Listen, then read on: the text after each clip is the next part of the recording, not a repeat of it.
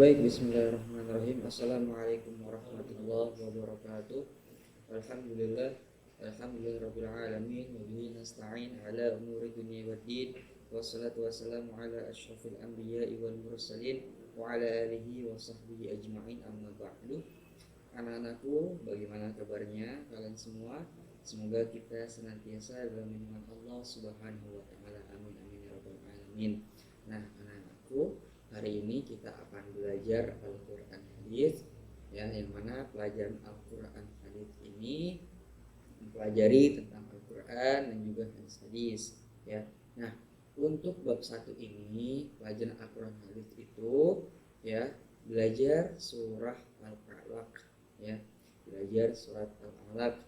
Nah, pada tempo hari saya sudah mengasih materi, ya, tentang surat Al-Duha. Nah, ya, dan sebenarnya setelah saya cek, ya, di buku Kemenang ini, ternyata surat Al-Duha itu untuk semester 2, beda dengan buku paket tahun kemarin, ya. Jadi tidak apa-apa, ya, nanti surat Al-Duha-nya alhamdulillah sudah hafal, ya, rata-rata semuanya, dan itu untuk semester 2, jadi nanti tinggal melanjutkan saja, ya. Nah, sekarang kita akan belajar surat Al-Alaq. Baik anak-anakku, disimak video pembelajaran berikut ini. Nah, sebelumnya kalian juga boleh mengeluarkan buku atau mengambil buku paket Al-Quran hadisnya.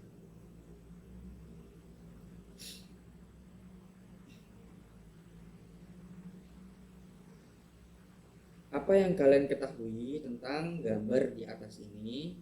Ya, ini gambar 1.1 ini tentang gambar Al-Quran. Kemudian gambar 1.2 ini adalah gambar Gua Hiro, ya. Kelihatan gambarnya? Nah, apa sih yang kalian ketahui tentang gambar di atas itu, Al-Quran dan gambar Gua Hiro? Nah, apakah kalian juga pernah baca Al-Quran surat Al-Alaq? Kapan Al-Quran surat Al-Alaq diturunkan? Mari kita belajar dan mencari tahu tentang surat Al-Alaq.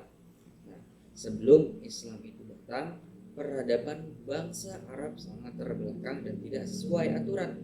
Masyarakatnya mayoritas sebagai penyembah berhala dan sudah tidak mengenal Allah Subhanahu wa taala lagi, sebagaimana yang diajarkan oleh Nabi dan Rasul terdahulu, sehingga masa itu disebut dengan masa jahiliyah. Jadi sebelum Islam itu datang, tidak ada, ya, peradaban bangsa Arab itu amat sangat terbelakang, ya, baik dari moralnya, akhlaknya, adabnya, semuanya, dan tidak sesuai aturan, ya, nggak ada aturan pada waktu itu sebelum datangnya Islam. Mayoritasnya itu adalah penyembah berhala dan sudah tidak mengenal Allah Subhanahu wa taala. Hanya pada masa itu disebutlah masa jahiliyah. Sebagai seorang pemuda, yaitu Muhammad ini Nabi Muhammad, ya, tapi sebelum menjadi Rasul, sebelum menjadi Nabi. Sebagai seorang pemuda, Muhammad hatinya gundah, ya. Gundah itu apa, ya? Gelisah. Hatinya itu tidak tenang. Gundah gulana melihat tingkah laku masyarakat pada waktu itu yang jauh daripada nilai-nilai kemanusiaan. Ia sangat prihatin dengan kondisi tersebut, sehingga beliau berpikir dan berusaha untuk mencari jalan keluarnya. Kemudian Nabi Muhammad berkhalwat. Yang berkhalwat itu apa, ya? Berdiam diri. Ya, berdiam diri di Gua Hiro untuk beribadah dan memohon petunjuk dari Allah Subhanahu wa taala. Agar apa? Agar diberikan jalan keluar untuk merubah tradisi masyarakat Arab menjadi lebih baik lagi. Tepatnya pada tanggal 17 Ramadan tahun ke-40 Miladiyah, pada saat berkhalwat di Gua Hiro, beliau didatangi oleh malaikat Jibril untuk menyampaikan wahyu dari Allah Subhanahu wa taala, yaitu surat Al-Alaq, yaitu ayat 1 sampai 5. Peristiwa turunnya ayat pertama ini sebagai awal resmi Nabi Muhammad SAW itu diangkat menjadi nabi dan rasul Allah oleh Allah Subhanahu wa taala pada usia 40 tahun.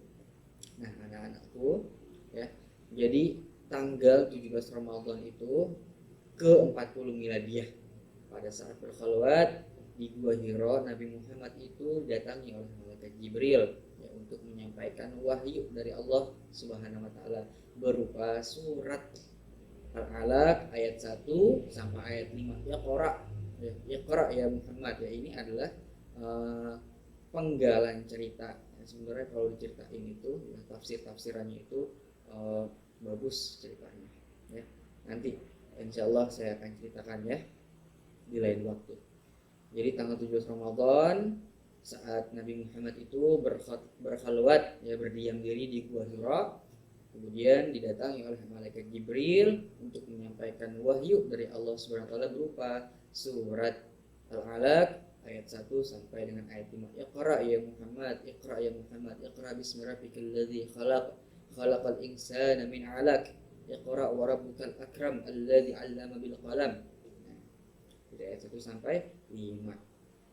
Kemudian disitulah Nabi Muhammad resmi menjadi Rasul Allah. Dan usia Nabi Muhammad pada waktu itu yaitu 40 tahun.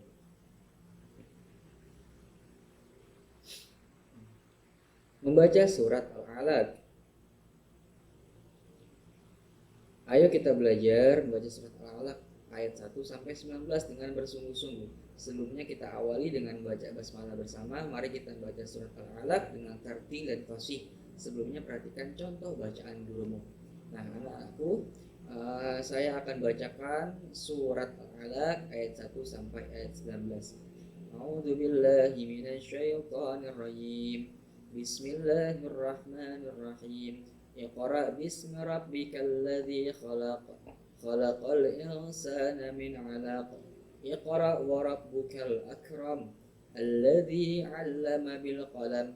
'Allamal insana ma lam ya'lam. Kalla innal insana layatgha an ra'ahu istaghna. Inna ila rabbikar ruj'a. Ara'aita alladhi yanha 'abdan idza shalla. Ara'aita in kana 'alal huda aw amara bit taqwa. Ara'aita in kadzdzaba wa tawalla. Alam ya'lam bi anna Allaha yara.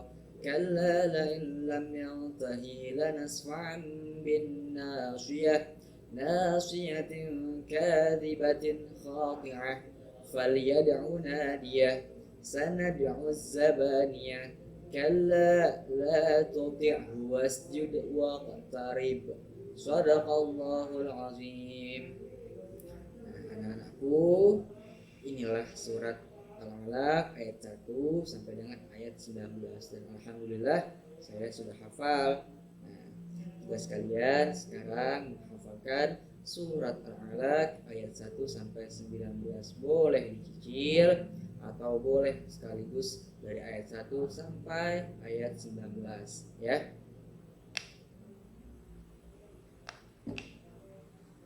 Nah, supaya bacaan kalian itu lancar, hafal, nah bacalah ayat per ayat secara berulang-ulang sampai benar-benar fasih dan lancar. Kemudian ajaklah teman sebangkumu untuk menyimak sambil membenarkan bacaan kalian. Ya, jadi tipsnya seperti yang sudah saya kasih ke kalian. Pertama itu kalau ingin dihafalkan agar cepat juga itu berwudu ya, berwudu. Kemudian yang kedua ikhlas ya, dengan niat, kemudian berwudu, kemudian ikhlas untuk menghafal semata-mata untuk mencari ridho Allah ya, untuk mencari pahala. Manfaatnya akan kembali lagi ke kalian apabila kalian sudah hafal banyak-banyak surah ya. Mungkin pelajarannya sampai sini dulu ya. Kita stop sampai di B. Pertemuan yang akan datang saya akan bahas dari mengartikan surat Al-Alaq, kemudian hikmah-hikmahnya, kemudian pengertian-pengertian, mufradat, kosakatanya itu akan dibahas di pertemuan yang akan datang ya. Jadi sekarang fokuskan kalian untuk menghafal surat Al-Alaq ayat 1 sampai ayat 19 ya, boleh dicicil. Baik, terima kasih anak-anakku semuanya. Semoga kalian semua selalu dalam kesehatan dan jaga selalu kesehatan kalian. Jangan lupa untuk berdoa sebelum belajar. Allahumma fiqh wa tariq. Wassalamualaikum warahmatullahi wabarakatuh.